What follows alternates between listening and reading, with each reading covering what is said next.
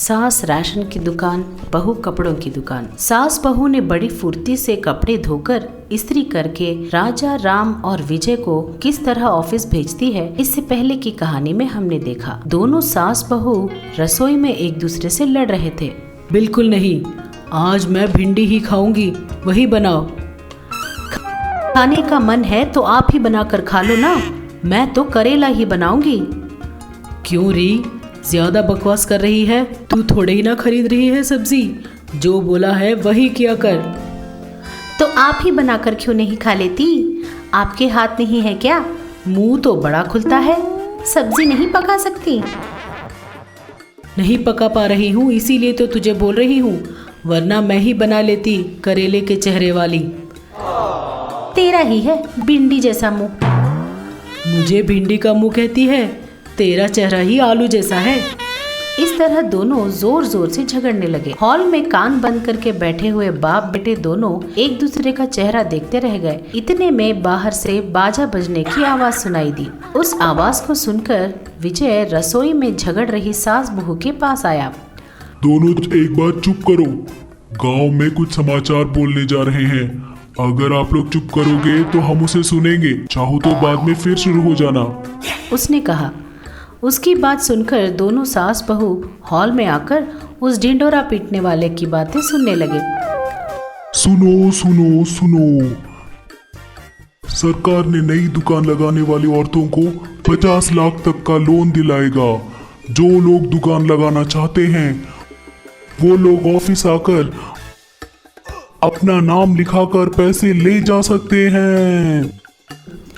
ऐसा चिल्लाते हुए वो वहां से चला गया।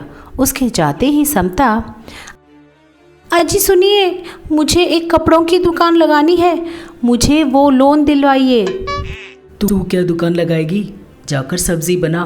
कपड़ों की दुकान नहीं, कुछ नहीं, अच्छा सा सुपरमार्केट लगाएंगे, अच्छी चलेगी, उसने कहा। ये सुन समता को बहुत गुस्सा आया। हाँ, सुपरमार्केट लगाकर अंडे वगैरह बेचना। आजकल के बच्चों को कपड़ों का बड़ा शौक है, कपड़ों की दुकान लगाने से ही अच्छी चलेगी। कपड़ों का शौक होने पर भी रोज आकर तो नहीं खरीदेंगे ना, कभी कभी बिक्री होगी, बाकी के दिन मच्छर मारते बैठना होगा। वही सुपरमार्केट हो तो हर दिन ग्राहक आते रहेंगे। नहीं, कपड़ों की दुकान ही लगाएंगे। नहीं नहीं, सुपरमार्केट ही लगाएंगे, कहकर दोनों फिर से झगड़ा करने लगी। दोनों एक दूसरे को खरी खोटी सुनाने लगी। उनका झगड़ा विजय नहीं सुन पाया और जोर से चिल्लाया, बंद करो, बस करो। जब देखो तब के करके झगड़ते ही रहती हो। मुंह को जरा आराम भी दिया करो। न तुम्हारी बात और न आपकी बात, जो मैं कहूँ वही करना होगा। अगर तुम लोगों ने हमारी बात नहीं मानी तो मैं और पिताजी कपड़े बांधकर हिमालय में चले जाएंगे। आगे आप लोगों की मर्जी। हाँ, बड़े आए जाने वाले, पहले बात तो बताओ।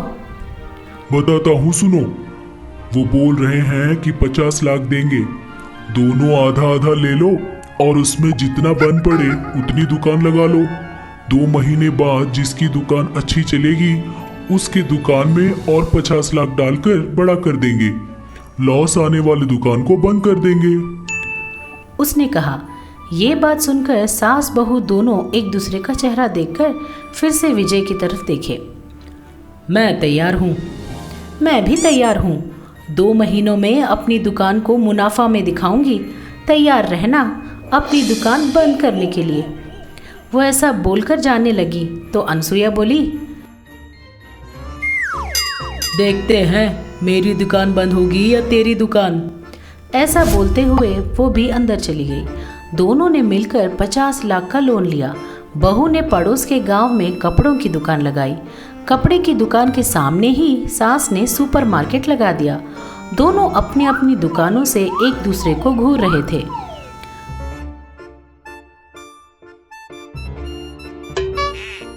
मुझसे ज्यादा खरीदार आएंगे क्या? मैं भी देखती हूँ। अच्छे अच्छे ऑफर्स देकर लोगों की अपनी दुकान की ओर खींच लूंगी, वो सोचने लगी। इधर अनसुईया, मुझे जीतने के लिए तुझे 100 जन्म लेने होंगे लड़की।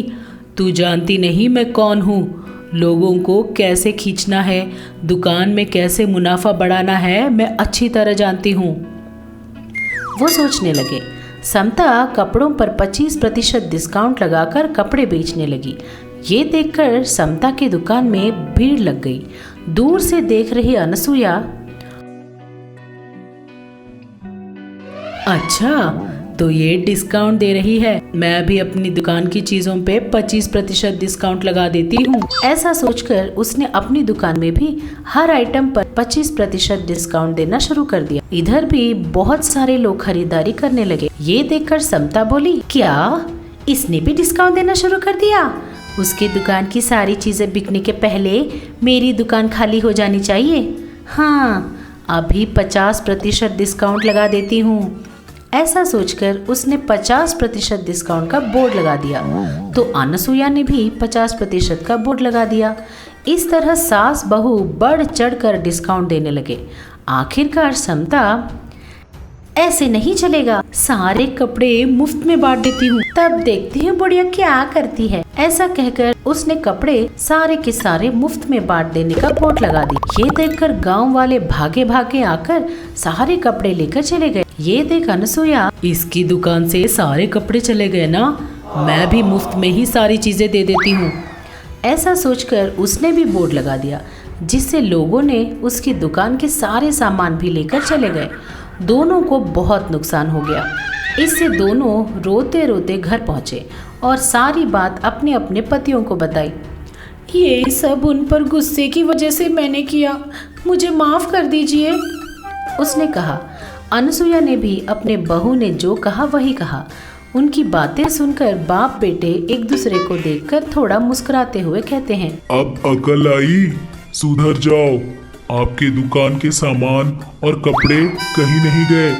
आपकी दुकान पर आए लोग सब हमारे भिजवाए हुए लोग ही थे। वहाँ से लाकर सारा सामान यहाँ अपने ही घर पर रख गए हैं, उसने कहा। इस बात को सुनकर सास बहू दोनों बहुत खुश हो गई।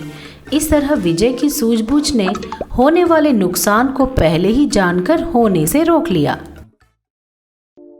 आज हम देखेंगे कि मुश्किल समय में भी हिम्मत न हारने से भगवान भी आपकी मदद करते हैं। टीना बहुत ही शरारती बच्ची थी। हमेशा कोई ना कोई घमा चौकड़ी करती ही रहती थी और ज्यादा मस्ती करने पर उसे डांट भी पड़ जाती थी। टीना की परिवार की आर्थिक स्थिति सामान्य थी। उसकी माँ और बाबूजी बड़ा संभाल के घर चलाते थे। वो दोनों एक डिब्बे में पैसा जमा किया करते थे। एक दिन टीना पूरे घर में भागम दौड़ी कर रही थी। वो कभी अपनी माँ को गुदगुदाती तो कभी अपने पापा को।